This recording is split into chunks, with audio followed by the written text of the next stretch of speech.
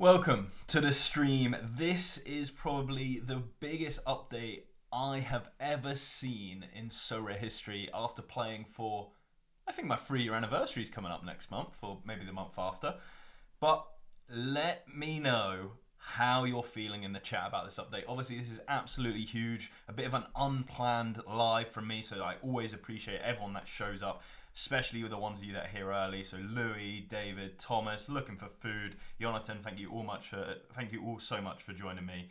And hopefully we'll at least have a chat. I'm not trying to convince anyone because, look, it's brand new today. I still reserve the right to change absolutely all of my opinions. But overall, I saw a lot of negativity from some and a lot of positivity from some. And I completely get both of the sides. So just a bit of an open discussion, debate, sharing my thoughts. And, in terms of myself, I do think I'm quite reactive at times. I think I also come at it in, a sensible, level-headed manner at the same time. It's like I try and understand what's going on and then make an instant impact. If I need to sell players or if I need to buy players, I'm open to both of those suggestions. It's not like I just always favour, everything that's going well on Sorare. Because I know for content creators like myself on Sorare, it's so easy to be overly positive because, you just love it so much or everything in your life is so involved with the game.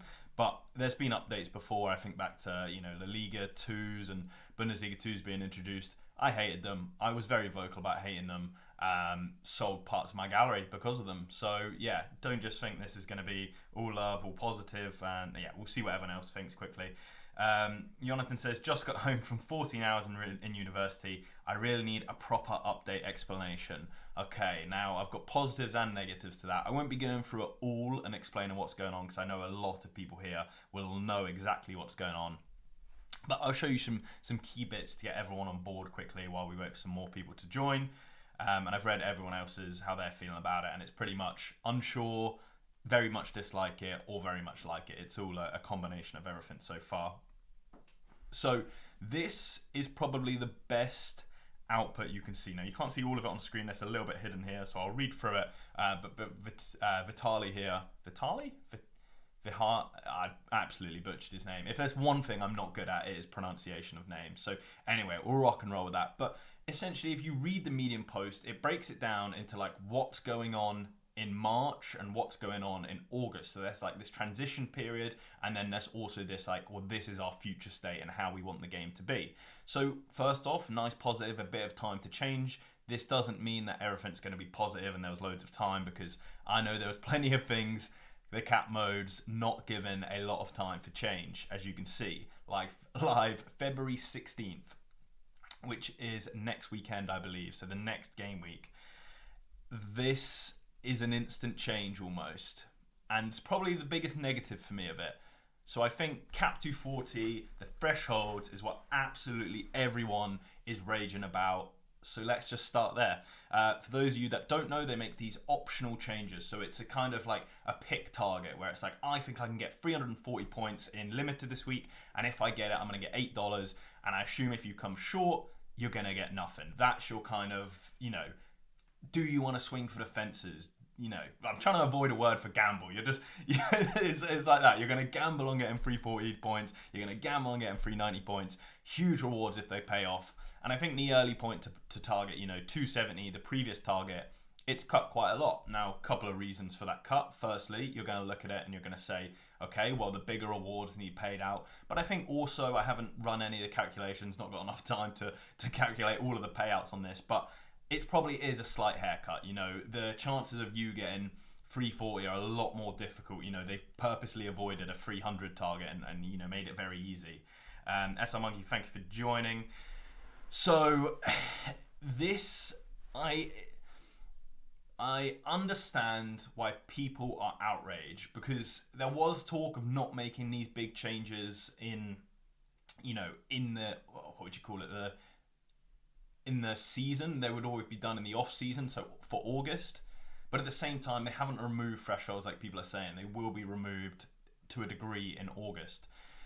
But what I don't like about that is obviously the immediate impact, but I just feel it a bit unnecessary. Like, what you're dealing with here is from February to August, you're making this significant change, which people are outraged about because they've built their gallery for 240. Now, what I like about Sorare is often these changes come in which people won't like, and almost unsolvable, a lot of them. Like, there was the K-League and the Asia debates of changing all the time zones previously. But the big caveat to that, especially from someone like me, was that, well, you get 4 months to change it, you get 6 months to change it. So yes, you can complain a little bit, but don't go over the top. But at the same time, if you do jump in immediately and say, right, next game week, all your 240 options, you're probably taking a slight haircut on what you can earn per se.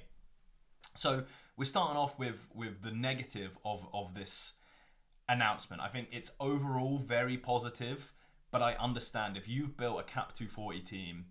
Well, let me just say this. My overall perspective is some people will be screwed slightly, but the big long-term sustainability, the overall picture of Sorare is a much better product in August come that time period. And the people that are screwed the most, I was asked this by Fedo, I do think it's cap 240 sole players. Like, if your competition was 240 and you just wanted to hit the threshold and crack on, you bought these teams for it, bit of depth and stuff, it's probably not a great announcement for you. But then to counter that, because I was thinking about this from my perspective, I was like, lucky I don't really have a sole cap 240 team. I run one every week recently, but I was like, it's annoying, that, some people have that. And I was like, hold up. A lot of these cap 240 players have actually been doing, better than they should have. So yes, there is a haircut, but at the same time, you've been getting the best output out of anyone recently anyway. So it's more like balancing the playing fields where cap 240 was here and champ was here. And now it's like, okay, we're starting to get to level, if not further the other way. Like myself, since September, I bought some of the best cards on the game. I focused on Champion Europe, mainly out of interest for it. And I kind of got screwed because cap 240 was the place to play. As prices fall, it got easier, and so many different reasons why cap 240 was the best option. So I understand you're getting screwed if you've just got a cap 240 gallery. But then we not wake up, but we have to understand the rationale behind the decision, why they're changing it, where the money's going, and that. So looking at the cap 240, the payouts in a Sorare perspective, their accountants are looking at, February 16th and August 2024, and they're exactly the same payouts. It's just a shift from lower quality cards to better quality cards. And the reason for that is that the better quality cards, like your Premier League cards, your Champion Europe cards, they cost more. They cost more to make. Now, on chain, obviously, everything's going to be whatever the cost of the chain is to print. When I'm talking about the licenses here, the actual licensing costs are going to be far higher. So you can see from a business perspective why they do it. The only thing I would criticise them for, just keep the old strategy till August. Like, I think this is fun, this target thing, but you're just giving audiences a chance to berate you and say you weren't going to change it. If you just kept it for 6 months, you would have had no real impact on your financial situation, and you would have had one less complaint from a large majority of users, because it can't be understated how many users are just playing 240 or have it as their priority division recently. But that in itself is the problem they were trying to solve. So no surprises it was changed, really. Moving into this whole in-season, off-season aspect. Now, I think this is actually fantastic. I've seen a couple of complaints on Twitter about it being like, oh, my old season cards are useless now, and all of the rest of that. Is that true? No. Are they slightly worse off? Yes. But again, what is the business perspective here? What we've seen from the last couple of years is that people with the older season cards don't feel the need to go out and get new season cards because, their old 10% cards are just as good value-wise as buying it, if you were to go out and buy the other season cards, it's not as valuable. So what they've done is essentially left your old season utility and added new season utility, which is slightly better to get people buying cards. Like, I just think it's almost genius. Like, I'm really struggling to see a flaw of it in the fact that you're getting the best of both worlds, right? For me, let's look at me, because it's very easy to look at a personal perspective.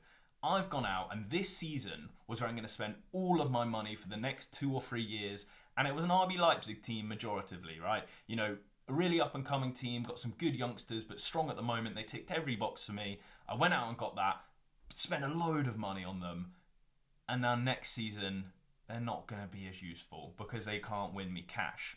And I think about it, and I think, hold up. I'm going to have one of the best old season collections in the game, because RB likes are hopefully going to get better next season. I'm going to have all of my bonuses. I'm going to have I'm going to have the maxed out cards for the off-season game as well. So then the off-season game can make new season cards, and then the new season cards can win you cash. And if you do run into some money, you can go out to the new season cards and get them as well.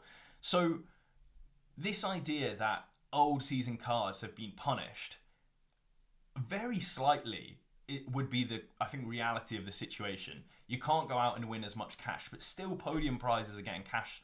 It's very similar to what we had, 6 to 12 months ago for old season cards, where they could win cash for podiums and new season cards. So are you any worse off as a player of this game? No. Only specific people. I actually can't think of a specific use case where you would be specifically worse off than someone else. Maybe this is the only thing I can think of, if you've never played Sorare and you're going to join in August next season.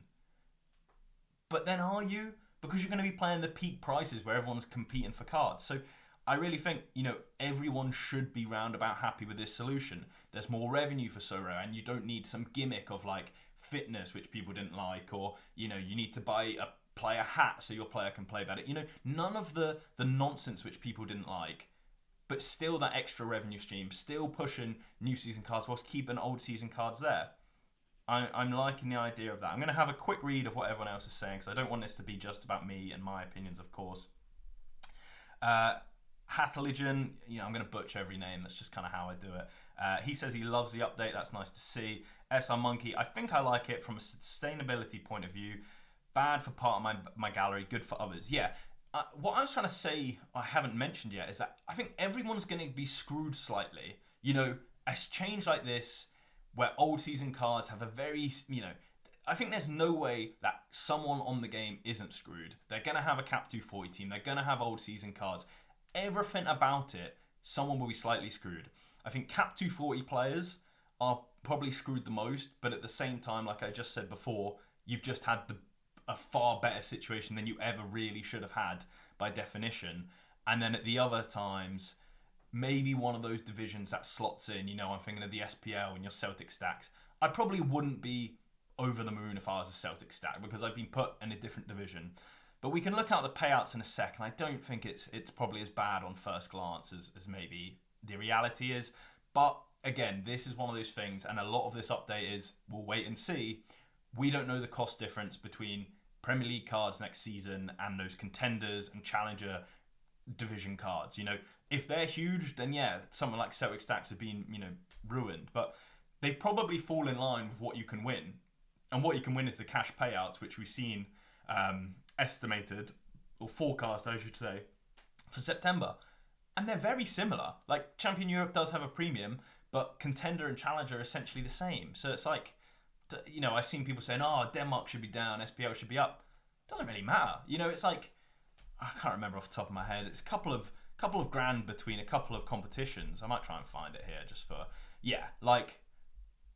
20 grand, which is obviously a lot of money, but then split it across a month and then split it across all those players between challenger and contender. It doesn't really matter. You might even, but I think actually there's an argument to be had that you'd prefer to be best of contender than in a more difficult challenger league. So yeah, I'm not saying I'd be happy to be a Celtic stack right now, but I don't think I'd be kicking bins about it, to be fair. So, am I making any sense so far? Are people enjoying this? I'm trying to come with a kind of rational mindset. I've read through it a couple of times. I've listened to lots of different podcasts, read so many tweets on it.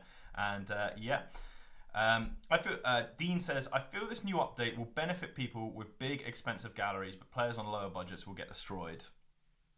I disagree with that, to be fair. An argument I can see is that because of the removal of Cap 240, lower value players or mid-value tiers are, I've heard it say worthless. That's just not correct. They become less valuable, of course. But the thing people are missing with these Cap 240s and run-of-the-mill players, it doesn't mean they can't win anything. Like, people look at Cap 240 average and say, this guy averages 47. What am I going to win with him? And it's like, well, he hit a 90 last weekend and then a 15 the weekend before. And it's like, if you had played him for the 90, you would be sound. And that's the kind of what a Sorare manager should be doing. They should be picking the game weeks. They should be picking that.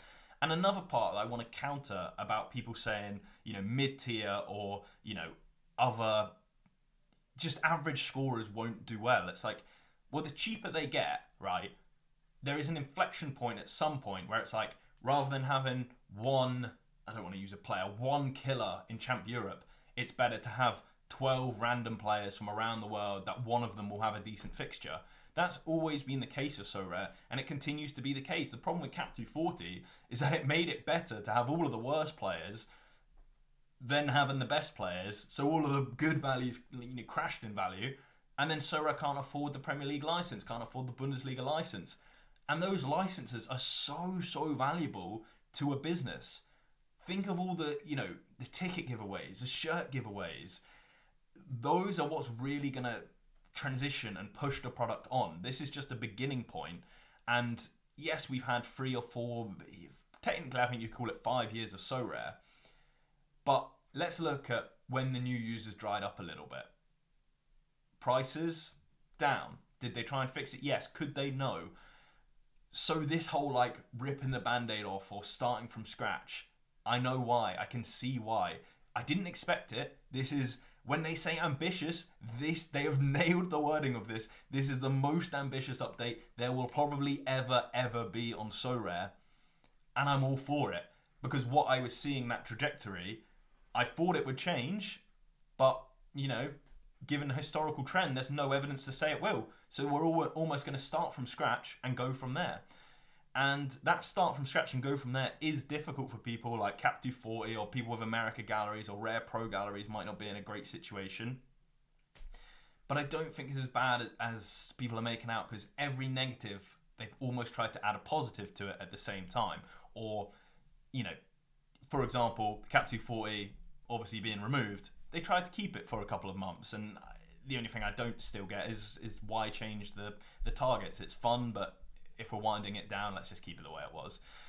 In terms of disappearing, then we've got the 270 specialist, kickoff competitions, legends competition, scarcity bonus. One thing maybe is a negative and I've glossed over is legends. I guess they just lose all utility, which any holders I would understand being angry about or whatever.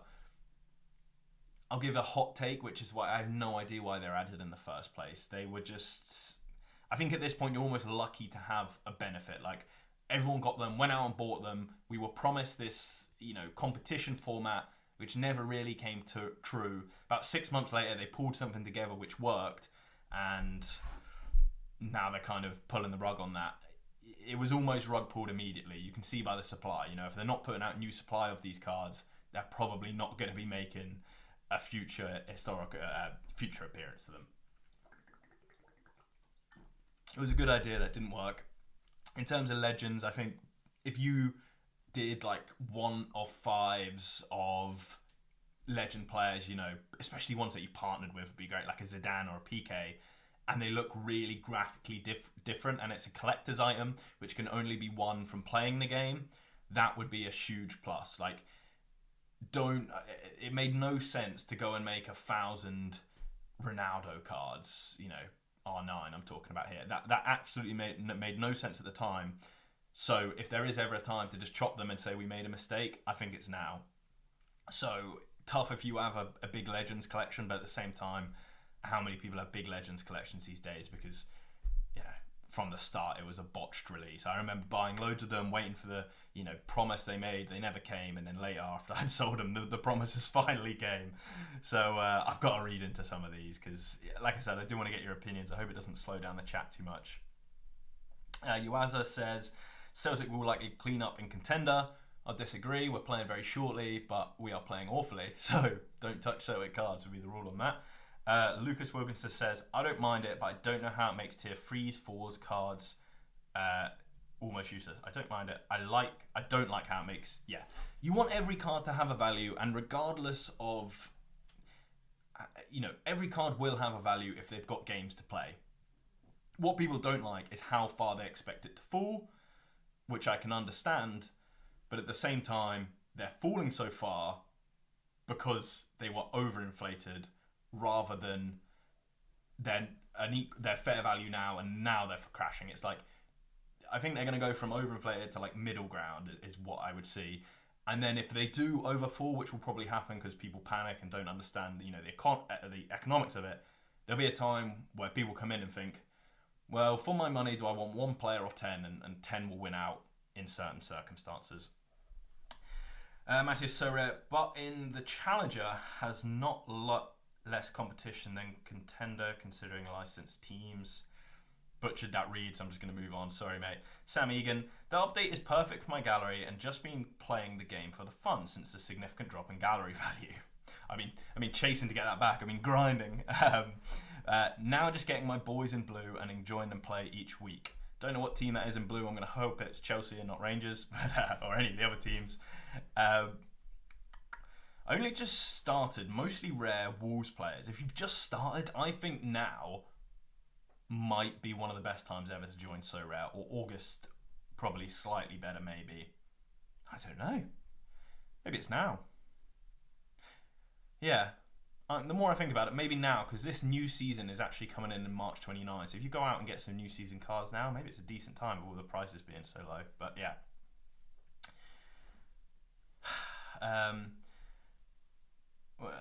Special weeklies, they will have utility. Yeah, this is one thing I haven't mentioned actually, and Sorare keep trying to. I was watching their announcement video, and they keep trying to hype up these special weeklies. Like, no, Cap 240 will return in some special weeklies, but that should have almost been a surprise. Like, everyone is forgetting that fact because it's like a promise with nothing behind it. It's like, we promise you'll be able to use them. Like, if you're going to do that, come with facts and say once every month there's going to be a Cap 240 with cash prizes. There'll be a Cap 270 long form without cash. I don't know. But you have to have substance to it for people to A, believe it, and B, get hyped for it. Just saying there will be special weeklies is not going to help anyone. So it was that was chat's moving too fast. Risu Wa. You are absolutely correct. The special weeklies will be there. I really look forward to them, but I'm almost disregarding them at the minute because we have no idea how they'll look. Hey mate, our Paredes have gone up in value a little. Which Paredes do I own? I'm thinking of the Roma Paredes. And I don't own Roma's Paredes. I love him, but he's just off his rocker. He gets yellows every game and just loves smashing people, which is incredible to watch, but also from an SO5 perspective. Connor Aspel, Legends used to slap, could win super rare Legends with limiteds. Yeah, there was a stage where Legends just got overly hyped, and hype's probably the wrong term because it's based on what you would win. People were going out and getting them. Again, that's something that had to change. It's like, it made no sense. You're just rolling out, was it 3 Legend cards? You could use the same player in terms of, the forward from Ajax or forward from PSV, whichever it was. And yeah, I think Legends owners, I have no idea how much Legends cards are since all the changes, to be honest. I imagine they're not that valuable anyway. But if you were a sole Legend owner, you probably have been more screwed than anyone else. But if you were going out and just playing Legend cards, I would question your mentality on the game, because that would be the worst idea ever if it wasn't already. I can imagine Legend special weeklies, of course. Like, it's one of those, like, you get the idea in your head, and if Sorare never implement it, it's like, that's why I don't talk about them too much. Halogen, the structure is very scalable, allowing them to license new leagues, like Saudi, without ruining SO5 and the market. They can add more tiers, competitions, balance, yeah. This whole mindset, I don't care what they say on the YouTube video, I don't care what they say on any announcement, it's scalability. When you look at Cap 240, you look at the payouts for them, the problem is it's unscalable. Is there a better word for that? Ill-scalable? Unscalable, isn't it? Or it won't scale, let's just say. Because in Cap 240, they can pay out more than they can reward. They can pay out more than the costs they get in, which could send the business under, which is immediate, let's stop this, which is why I can see they just went for a, Hail Mary, let's change everything. In terms of Saudi and stuff, not going to touch on that as a bit of a whole different can of fish, which changed today. But in terms of scalability, yeah, absolutely nailed it. Like, the only thing missing for me from the sustainability, scalability aspect, these cash rewards, where do they come from? Because if you tell me the cash rewards came from the auctioning of last season, wow, this game is going to be around for forever. This game is going to be absolutely fantastic. You're going to have to ride ups and downs of when Sorare make more money, Sorare make less money, which I think is completely normal and expected. But if you tell me it's coming from the last week, it gives you that like panic, like where's your money coming from? Like, you know, we don't sell some cards one week and the value falls too much, because the whole thing of Sorare cards' value from at the minute is from what you can win. So when people say, you know, and this is an interesting caveat, I hear people say, oh, put up the thresholds, because every time, you know, thresholds have gone down, the value goes down. It's like, but the problem is you put up the thresholds, and if it doesn't introduce more revenue of some sort, like it wouldn't have previously, because people would just use old season cards to mint it, you get wiped out as a business, then you cut them, then panic starts. So that's why they couldn't put the thresholds up. But to a degree, what you can win on Sorare is, of course, what makes up the value of cards. That's why 2 years ago, Mbappe was worth more, because the prize pool, Mbappe, the top of it, 20 grand. You know, now he's 2 grand, so he's worth 10x less. That's how it's working. The structure is very scalable. Yuaza, I don't think getting rid of All-Star is bad. It wasn't healthy. Okay, now this is the next hot topic. Let me take a little drink for the hot topic.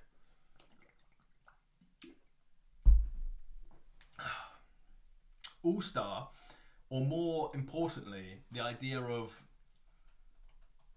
better cards. Should I just say stars are stars again? Star cards are star rewards, whatever Nicholas said. The idea that you could have Carlos Gil and he's as good as Kimmich, or the idea that any Bundesliga 2 card, I can't remember his name, is it Hartl? Marco Hartl? Marcel Hartl? Plays for St. Pauli, fantastic player in the Bundesliga 2, scores just as well as Mbappe. Is that good? It was fun, but I don't think it's right for the competition. I don't think it's right for Sorare because of the revenue aspect. When this all started changing, it was when they had to, well, they didn't have to go out, but when they went out and secured the Premier League, which I think everyone agrees is a good implementation. But because that costs so much, and it's not going to sell for as much as, you know, a Caixinha, as I like to say, you know, a Bruno Fernandes and a Caixinha, they're just not going to be the same. You can't have that forever. So does it suck that All-Star's gone? I completely disagree, but I know people would argue with me to blue in the face that the best part of Sorare was being able to play with these random players that are as good as the best players in the world. Now, I disagree, and a really interesting fact from Sorare on their little announcement video was how that complicates things for new users, how it's mathematically better to have, let's just say Gil in America, Carlos Gil or whatever his name is better than Bruno Fernandes because they score about similarly, but Gil's half the price or at least cheaper. And that's really difficult for new users to join the platform and say, I don't get it. Why would I buy him? Why would I buy all of these America cards or Asia cards? And it's like you had to, what they were trying to argue is that, and I think it's a really fair argument, is that you had to have this knowledge of every single league to perform to your best. Whereas new users don't care about that. I care about that, who's been here for years, and I enjoy the chase, I enjoy the research. But if I just sat my friends down that like to bet every weekend, they just want to go and you know, bet Matoma has a good week with the rest of the Brighton team, and they do better than Man City that weekend because they were equal fixtures and they expected that and they get rewarded for that. If you go out and you buy a Brighton team and they smash Crystal Palace, as we saw at the weekend, I was there, go watch my vlog, I'll post it soon, and you see yourself getting beat by a St. Pauli stack that you've never seen any of the players, don't know any of the names, I think it is right. I think it is off-putting. I think it's difficult for new users to kind of get on board and understand that. So there's so many benefits to this idea that the better your player is, the better it is. The other thing they said is like, if he gets an upgrade, I'm trying to think of Kudus, for example. He's just moved from Ajax to the Premier League of West Ham. And if you were a owner at the time, obviously he's done fantastic now, but you wouldn't have liked that move because the league gets more difficult. So this idea that following your players up as they progress, you're happier as they're doing better, that is a really interesting, better dynamic. And now I completely understand people that have these best cheap players, the Gills, and I know Gill's not cheap, but I just can't remember all the MLS, studs or whatever. I just don't know many of their names to quote. But that idea, it's a tough one to get over. But I'll stand the point. If you were designing the game today, you would make better players better. And the only thing you could do, if you disagree with that, you just disagree with it. It's a fair argument. It's, two opinions in the end. Alex, I become a cash wallet eligible tomorrow. Limbs. Bean, you've always got a knack of just having a one-to-one conversation with me during the stream. I'm happy for you, mate. I know exactly what you mean as well. And drop in the Discord if you want any tips on who to buy, because that's always quite fun. If it's Champion Europe players, I hate when people are like, who's the best, Bundesliga 2 pickup? And I'm like, I've watched about 4 games, mate. I've never heard of any of these names. Matthias Sorare, just make one division where you can compete with all cards, but not as a priority of rewards. Kind of what they did.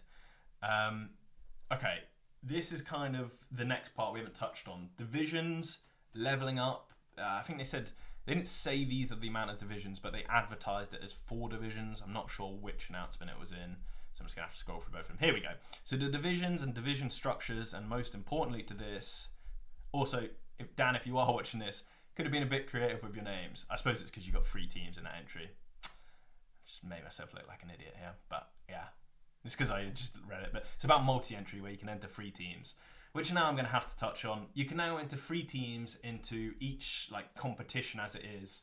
So this is like the rare Premier League, so you can go 3 into rare, 3 into limited Premier League. I think you could also go 3 into Champion Europe and 3 into limited, 3 into Champion Europe rare, 3 into Premier League rare. 3 teams for each competition is, I think, the nuts and bolts of it. Great. Limiting it at 3 is good, but having more entries means more cards. You can have people, specialise in one division, like just a Premier League team or just Champion Europe. I think overall it's quite fun. But the point I wanted to discuss was divisions. Now, the division payouts, is that on the other screen?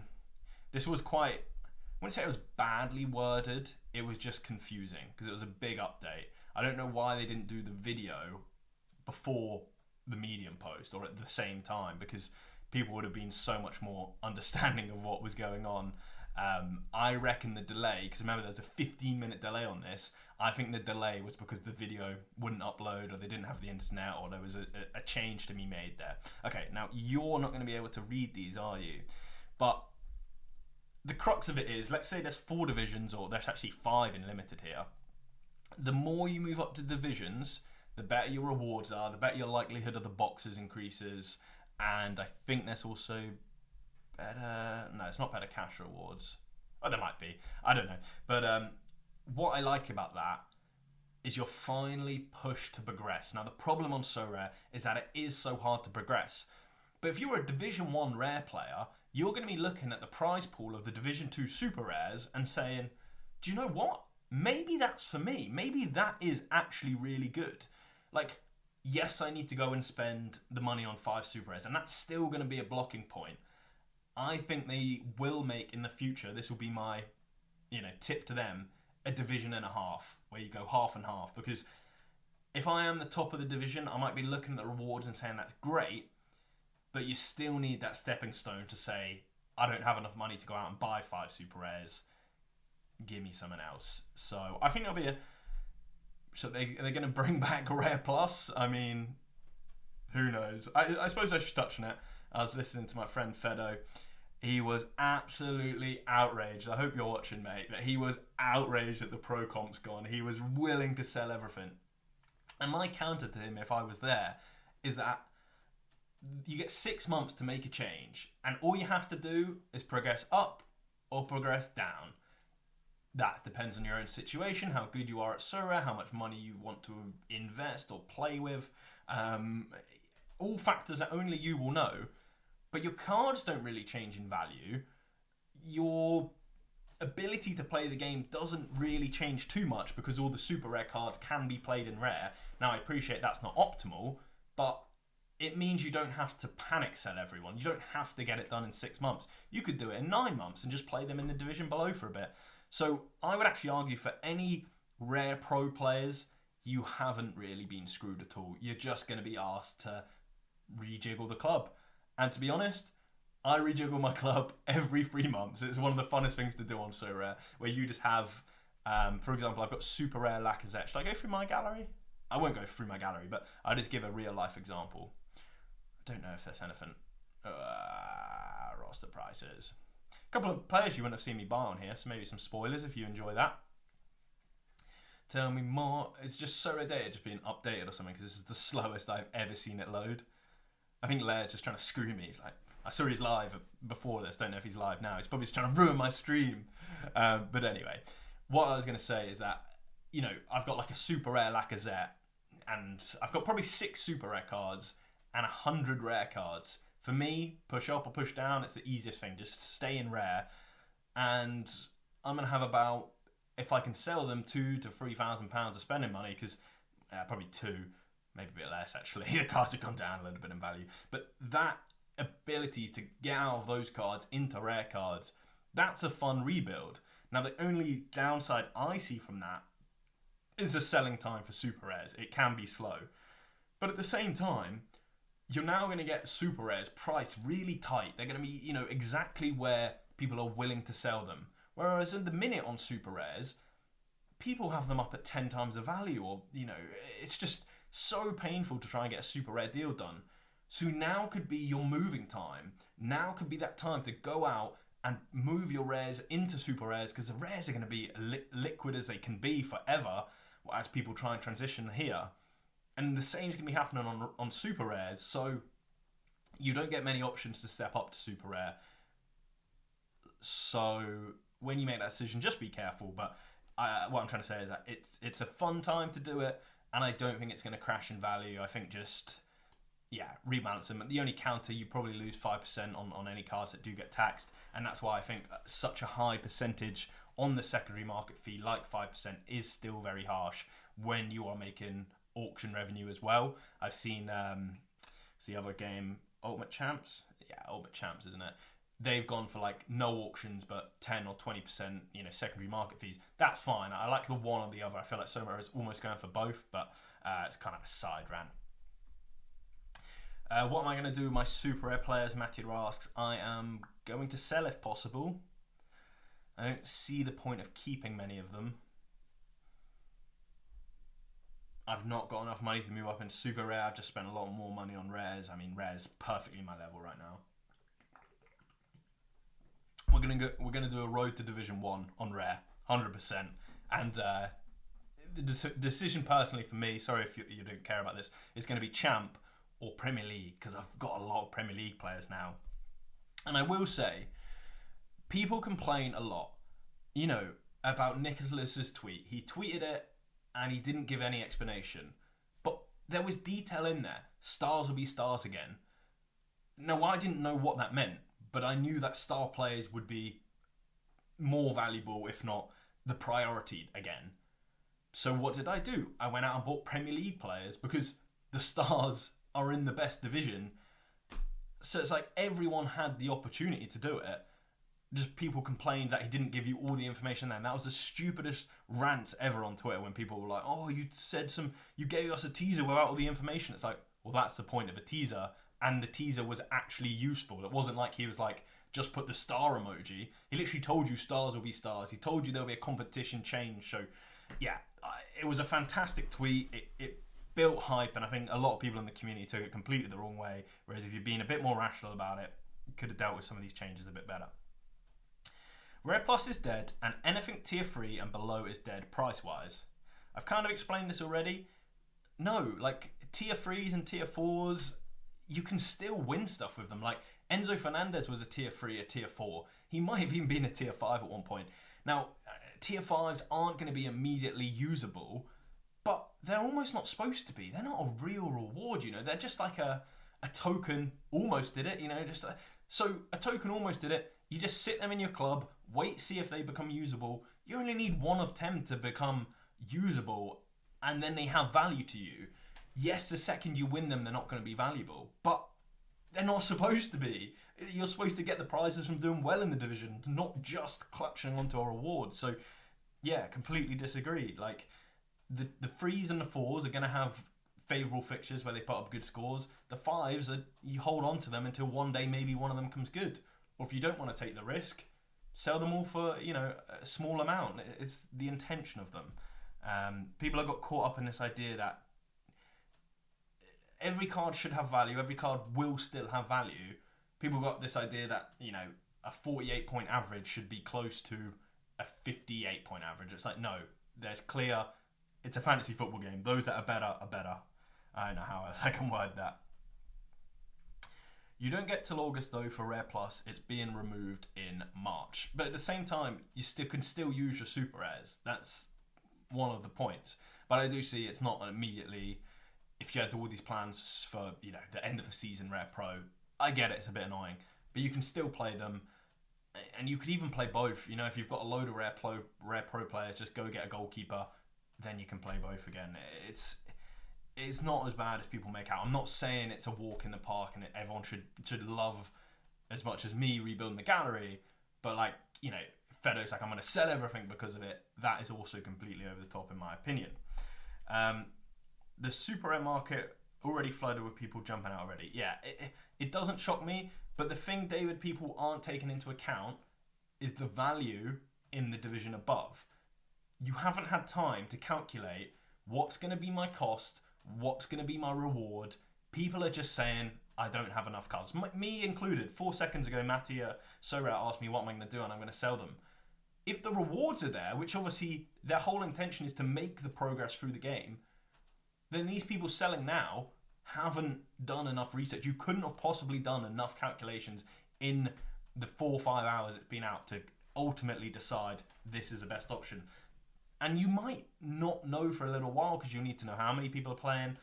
But it's almost the best part about Sorare, where it's like, if all these super rares fall in value, they becomes a point where buying them is then the best option because people have oversold. It's a free market, and then you roll them into the higher competitions and get better rewards than you could because there's also less competition. So it's so cyclical where it's like no one ever really gets absolutely buried. Like the most buried I've seen is probably the K-League, where a lot of their utility was lost. And they're still almost exactly the same today. It's like, yeah, the cheaper they come, then even if they got less utilities, those little games they do have utility, it's better to get 2 of them than 1 that'll have utility all the time. It's a free market, and that's kind of how these things work. I think a lot of people, it's time to sell Cap 240 rare teams and their prices will slowly crash over the next week or 2. Yeah, I think yes and no. If you were targeting 240 for the MLS, it's just about to return. You've still got the option for 6 months. I think I would balance it out. These payouts are still very good. You can't get caught up on what was before was fair and was the best thing ever. That's just what happened before. That's almost where the market led itself. Because the prices were falling down, Cap 240 got easier. You could have more depth. And then the payout stayed static whilst Champion Europe, for example, halved in the year. So it's like, their intention was to never make Cap 240 the best division. But anyone that knows the game seriously was putting it very high in their priority list. The last 2 weeks, it was second in my priority list. And I'm a Champion Europe focused only gallery. If I had any Challenger cards that are good, they're all going in 240 with some balance. If you can afford to play a scarcity and want to play it, then play it. If you can't afford to play a scarcity but want to, then don't play it. That's almost just a fun fact, to be fair. No star rewards in super rare competitions. Yeah, I'm yet to see all of the balance and where's the most appropriate thing to play. But you also, when I think of these things, just think of a company perspective. They want you to move up as much as possible so you spend more money. So if the rewards are undervalued, they will likely put them up, especially when it's so easy and so marketable in terms of cash rewards. And that's something we haven't touched on, which is a huge win from today. In these new in-season versions, they are going to be cash rewards again, and sizable ones at that. That's absolutely huge for literally everything. Like advertising. Right, there's 100 grand on the line in this competition. There's 1,000 people playing next week.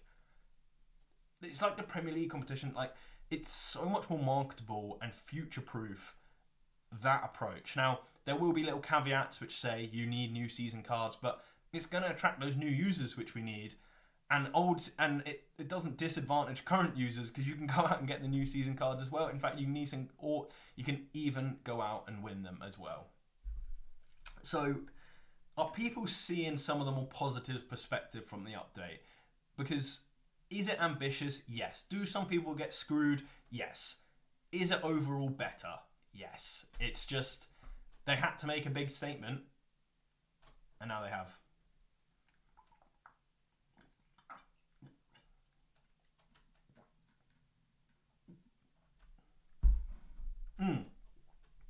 Yeah.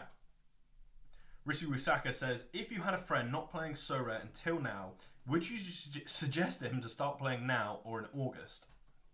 Now, people will ask me this as a financial question, and as a financial question, it's almost impossible to know. But as a user perspective, the answer is now. It's going to be cheaper costs, it's going to be easier, you're going to learn the game, and then by that time, you can move into the August, however the competitions look with the special weeklies and everything. You'll know what you're doing, you'll be far better off. I think it's almost certainly now, like the experience you get and everything else with it, it's a definite now. You even buying your new season cards now, I think I'd tell them go out and get new auctions, try and stick. If you want my advice, if you are new today, use my link. Might be in the description, might not be. Definitely use my link, and then go out and get cards in a league you care about, you want to learn about, you want to watch. You can explain that Champion Europe, the best leagues in the world, are going to be more expensive than the lower leagues, so base it on your own budget. Try and buy players in the same league, and even better in the same team, so you get collection bonus. Also, pay a little premium by getting them on auction. That would be my genuine advice. If I do make a new starters guide, that will probably be what's in it. In terms of the this update post from Vitali, that is absolutely unreal. That's what Sorare should have included in theirs. I want to say thanks so much for that. Is there anything we're missing? I think a very key part. I lightly touched on it. Champions, challengers, and contenders. Now, a lot of people are debating how these leagues are categorized or ranked. Ranked's probably the word for it. MLS, being better than, I can't even see them, the Russian league, and there's arguments about all of them. How Sorare rank them, they won't reveal. They'll probably never reveal, and it's probably a good reason for it. But it doesn't really matter unless you're arguing that the Liga NOS or the Liga Portuguese should be in the Champions. I don't really think there's an argument to be had, and I haven't heard anyone even argue that. It's effectively, I showed the payouts before, they're almost effectively the same. This is the monthly prize pool until the end of the season in each of them. It's just not that different.